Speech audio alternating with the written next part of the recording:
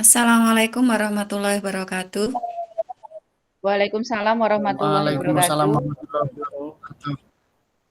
Bismillahirrahmanirrahim. Syukur kehadirat Allah Subhanahu wa taala yang pada kesempatan ini kita akan mengadakan presentasi yang pemaparannya oleh Bapak Haryanto, di mana pada kesempatan kali ini yang pertama marilah kita buka acara ini dengan bacaan basmalah. Bismillahirrahmanirrahim.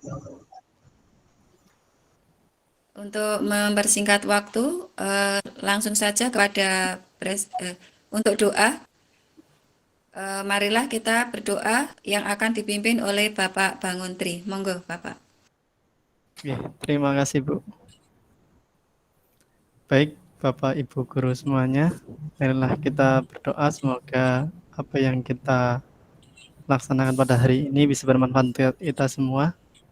Berdoa menurut agama dan kepercayaan masing-masing, dipersilahkan.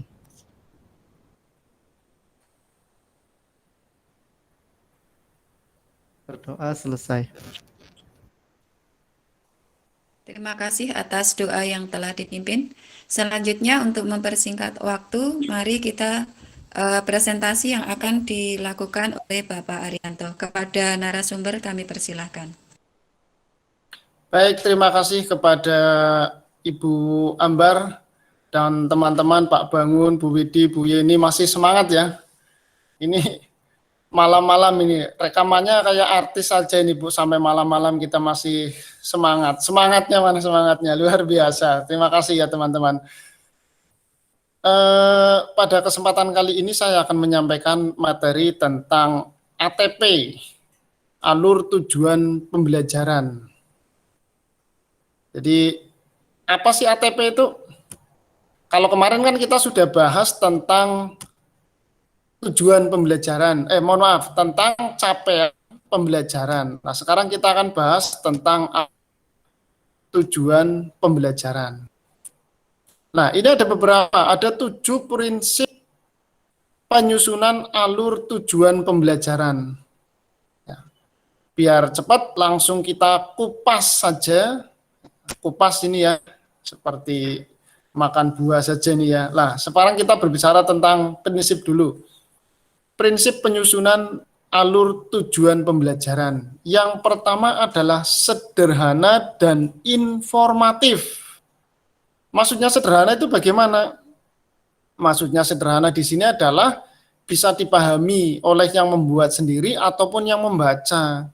Kemudian informatif ya, bahasanya mudah dimengerti, informatif. Jadi tidak ada kata-kata yang ambigu atau mempunyai arti yang ganda. Terus kemudian prinsip yang kedua adalah esensi dan kontekstual. Maksudnya apa? Yang sangat mendasar atau penting yaitu kompetensi, konten dan hasil pembelajaran. Juga mempertimbangkan penyediaan pengalaman belajar yang relevan ya dengan kehidupan nyata atau aktivitas yang menantang bagi peserta didik. Yang selanjutnya adalah prinsip selanjutnya adalah berkesinambungan. Maksudnya itu berkesinambungan berarti nyambung lah bahasa sederhananya kita itu ya. Antar fase dan antar tujuan pembelajaran saling terkait. Runtut, sistematis dan berjenjang.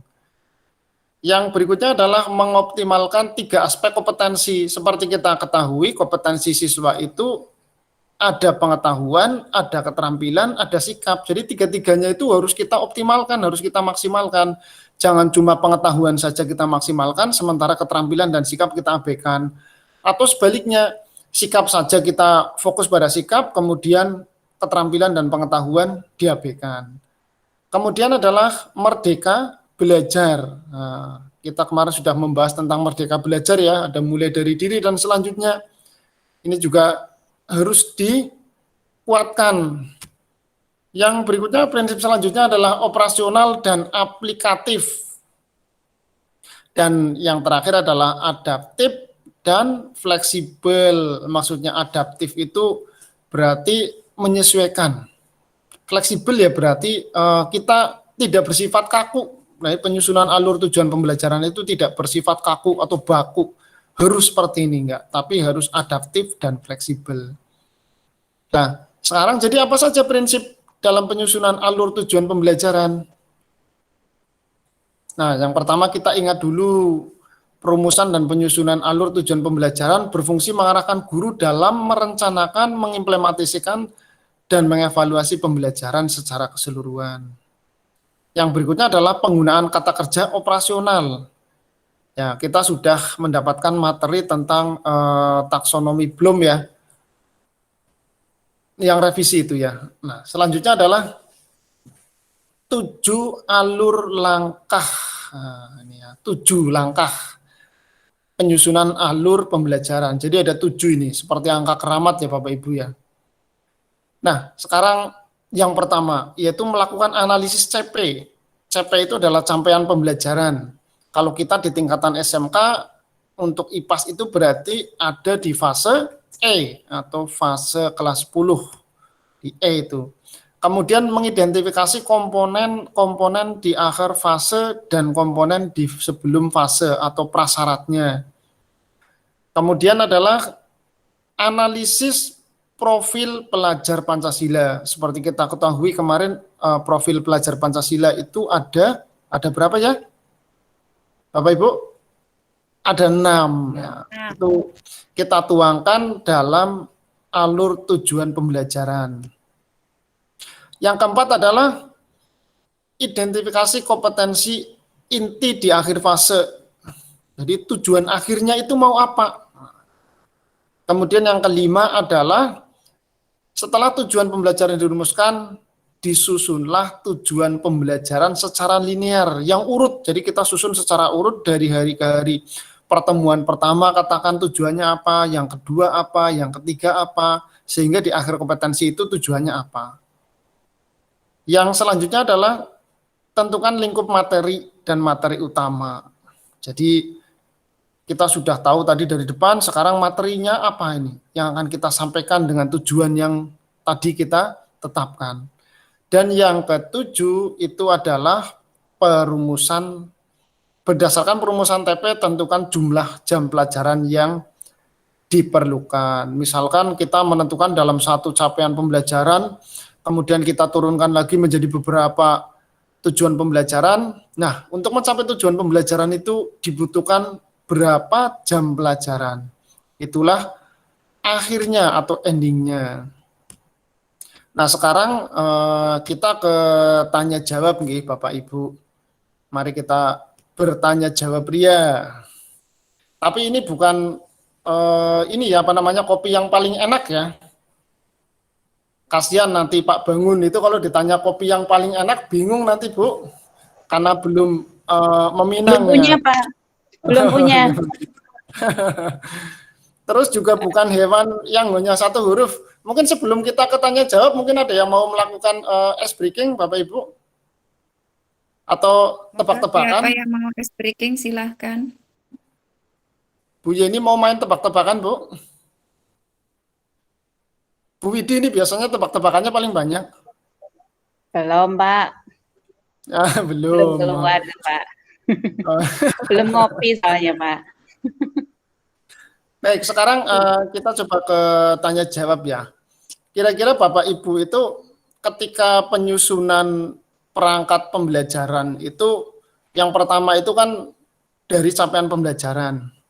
Kemudian dari capaian pembelajaran itu kita menyusun ke alur ya, ke alurnya dulu, bukan ke tujuannya tapi ke alurnya. Nah, di sini apakah Bapak Ibu sudah melaksanakan langkah-langkah tersebut di sekolahan? Atau mungkin fasenya berbeda? Mungkin Bu Ambar bisa bercerita pengalamannya di sekolah dalam penyusunan ATP, alur tujuan pembelajaran. Monggo Bu Ambar.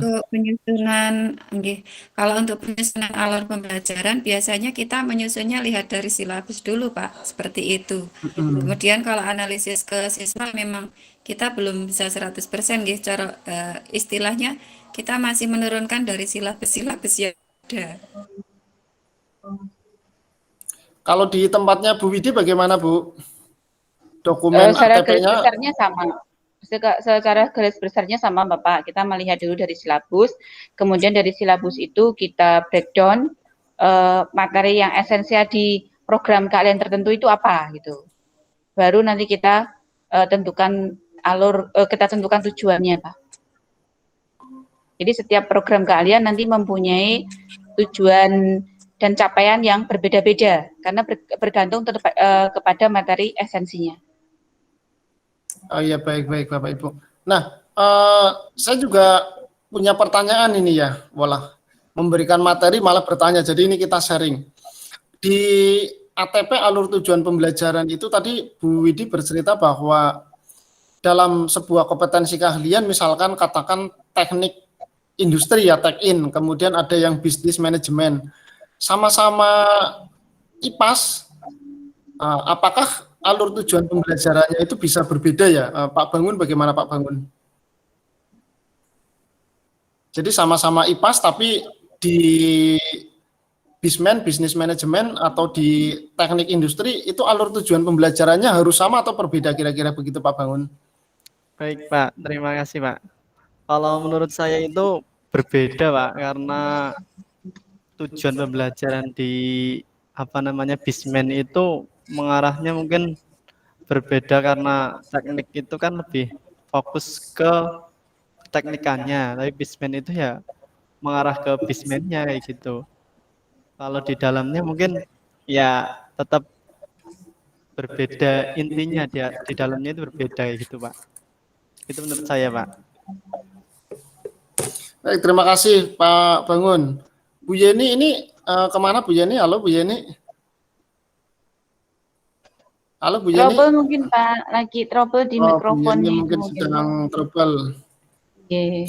Kira-kira berarti memang pada prinsipnya bahwa ATP itu tidak harus sama ya, walaupun mata pelajarannya sama, IPAS katakan seperti itu, tapi tidak harus sama. Jadi menyesuaikan dengan kompetensinya, kemudian menyesuaikan dengan peserta didiknya. Artinya apa? Saya yang berada di desa ini ya, yang berada di desa mungkin sama-sama teknologi gitu kan, akan berbeda tujuannya dalam penyusunan ATP-nya dengan Ibu Widi yang di SMK 7 Semarang. Kan begitu ya Bu ya?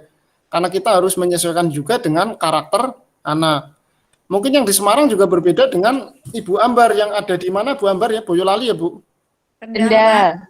Oh, yang di Kendal. Nah, tapi ini bertetangga ini ya. Ya, itu kira-kira seperti itu ya. Ya Pak, di tempat kami kebetulan nambahi ya Pak. Di tempat kami kebetulan ada yang jurusan pariwisata dan ada jurusan teknik. Sekalipun itu IPA, dulu baik itu PKDK ada ya. PKDK pun perlakuannya beda untuk anak teknik sama anak pariwisata. Pariwisata kebetulan di kami jurusannya adalah tata busana. Kemudian kalau teknik kami banyak, ada teknik bodi otomotif, ada teknik dan bisnis sepeda motor, ada teknik kendaraan ringan, dan ada teknik mesin industri. Jadi alur pembelajarannya juga beda, meskipun jadi gurunya itu kalau misalnya mengajar di dua jurusan itu juga dua alur pembelajaran yang berbeda. Seperti itu. Kebetulan kalau sekolah kami lebih dekat ke arah Temanggung, Pak, tidak di Pantura. Di bawah Gunung begitu ya, Perahu. Bu? Saya kira Kendalnya dekat di Pantura itu. Ternyata ke pegunungan ya Bu ya? Ya, untuk Kendal sendiri kan terbagi wilayahnya dua. Separuh di Pantura, separuh di pegunungan. Kebetulan kami 5 menit perbatasan dengan Kabupaten Temanggung. 15 menit perbatasan dengan Kabupaten Batang, tapi kalau naik ke atas itu sudah Kabupaten Wonosobo dan Banjarnegara. Asik, berarti budingin Bu. Ya, sangat Pak. Baik, kira-kira ada yang mau ditanyakan atau mau disampaikan lagi oleh teman-teman untuk kita diskusikan terkait dengan ATP, tujuan pembelajaran. Bu, silakan Bu. Tadi di bagian apa ya Pak? Di situ ada yang mengoptimalkan keterampilan siswa yang tadi mengoptimalkan tentang ada sikap, keterampilan, ada pengetahuan gitu. Salah satunya kan mengoptimalkan keterampilan siswa. Nah, di era PJJ ini bagaimana cara kita mengoptimalkan keterampilan siswa, Pak? Baik, jadi yang dimaksud oleh Bu Widi itu adalah bahwa dalam penyusunan alur tujuan pembelajaran itu harus mencakup atau namanya apa namanya? Mencakup 3 aspek ya, pengetahuan, keterampilan dan Ya, 3 aspek. Sikap. sikap ya. Lantas bagaimana Nggih.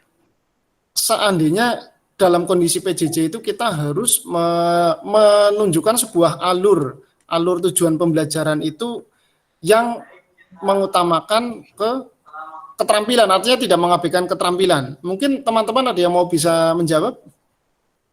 Dalam membuat alur tujuan pembelajaran itu, yang tujuan pembelajarannya itu berfokus ke keterampilan. Mungkin ada yang mau menjawab? Bapak Bangun yang guru teknik kendaraan ringan ini ada solusi Pak, bagaimana kita menyusun alur atau alur tujuan pembelajaran itu padahal anak-anak belajarnya di rumah, kira-kira diberi tugas apa sehingga kemudian dari pertama kan tujuannya apa, dari tujuan itu kan mungkin pembelajarannya ditentukan kira-kira tugasnya apa, begitu Pak Bangun. Baik Pak, terima kasih. Kalau menurut saya untuk menentukan alur itu kita memang harus melakukan asesmen diagnostik dulu Pak. Gimana sih keadaan yang sebenarnya itu di rumah itu seperti apa? Entah itu kita melakukannya dengan menggunakan angket melalui Google Form atau menggunakan wawancara langsung kita datangi kalau misalkan sebagai wali kelas kayak gitu Pak. Mungkin seperti itu karena kita untuk menentukan setiap anak itu kan berbeda-beda. Sehingga kita perlu asesmen diagnostik dulu untuk mengetahui awal dari anak itu gimana kayak gitu Pak. Terima kasih Pak. Ya, terima kasih Pak Bangun. Ini jadi solusi dari Pak Bangun itu kalau kita mau menentukan alur tujuan pembelajaran itu kita harus melakukan asesmen dulu Bu. Mungkin dari Bu Ambar ada yang mau disampaikan atau pendapatnya berbeda? Pada prinsipnya untuk keterampilan siswa musim PJJ ini, kebetulan saya juga membantu di produktif, nggih. Itu kalau sebenarnya kalau yang untuk keterampilan memang kalau SMK itu ironis kalau anak memang tidak datangkan karena tidak semua orang tua kan punya peralatan yang memadai. Tetapi musim PJJ ini anak bisa belajar lewat IT, dia bisa bikin akun YouTube dan sebagainya. Dari search itu Bu, mungkin yang termudah seperti itu karena kita PJJ tidak mungkin bisa kemana-mana dan mungkin kendalanya juga kalau di daerah beda dengan di kota, itu aja. Ya, terima kasih pendapatnya Bu Ambar. Jadi kembali ke alur tujuan pembelajaran itu yang mencakup aspek keterampilan. Jadi saya berdasarkan pengalaman juga ya, ini namanya bercerita tentang suatu hal yang pengalaman pribadi ya. Di pembelajaran IPA, saya mencoba untuk mengungkap sebuah tujuan pembelajaran di mana peserta didik itu mampu merancang alat praktikum sederhana. Lantas alat praktikum sederhana itu yang seperti apa sih? Itu tujuan-tujuan saya, Bu. Nah, tujuannya apa itu? Contohnya itu misalkan anak itu tak suruh membuat lensa. Ya, lensa cembung, mereka menggunakan bola lampu yang sudah rusak, ya. Bola lampu pijar yang biasa itu ya, bukan lampu yang LED itu ya, LED bukan. Lampu pijar kemudian dilubangi dikasih air. Kemudian saya suruh untuk mencari fokusnya, jarak fokusnya mengenai kertas hingga terbakar dan saya minta untuk di video. Mereka tak suruh menuliskan langkah sederhana, terus kemudian hubungannya dengan prinsip fisikanya. Itu jadi tujuannya adalah peserta didik mampu membuat atau merancang alat praktikum sederhana. Itu kan tidak mengabaikan dari sisi keterampilan. Itu salah satu contoh yang saya praktekkan di pembelajaran. Itu hal sederhana. Mungkin kalau di TKR itu mungkin hal sederhananya bisa silakan membongkar gitu ya ban sepeda motor atau mengganti ban sepeda motor itu juga mungkin bisa gitu. Tujuannya adalah peserta didik bisa mengganti ban atau penggantian ban luar sepeda motor, mungkin itu bisa dilakukan seperti itu. Kalau di sosial mungkin keterampilannya berwawancara, misalkan peserta didik dapat melakukan wawancara, itu mungkin juga salah satunya seperti itu. Kira-kira seperti itu Bu Widi, bagaimana? Ya, sangat memuaskan Bapak, memberikan gambaran yang jelas bagi saya. Oke, terima kasih. Masih ada lagi Bu Widi, Pak Bangun, Bu Ambar? Sudah Pak, sudah. Ya. Cukup, kalau cukup berarti materi ATP atau alur tujuan pembelajaran dari saya cukup sekian. Mohon maaf apabila ada kekurangan. Saya tutup. Assalamualaikum warahmatullahi wabarakatuh. Waalaikumsalam warahmatullahi wabarakatuh. Dan saya serahkan kepada Bu Ambar selaku pembawa acara. Terima kasih kepada pemateri Bapak Arianto tentang alur tujuan pembelajaran. Sebelum acara ini kita tutup, marilah kita serahkan kepada Bapak Banguntri untuk berdoa bersama. Monggo, Pak. Baik, terima kasih Bu untuk waktunya. Mari kita berdoa kembali untuk menutup sesi ini. Berdoa menurut agama dan kepercayaan masing-masing, berdoa dipersilahkan.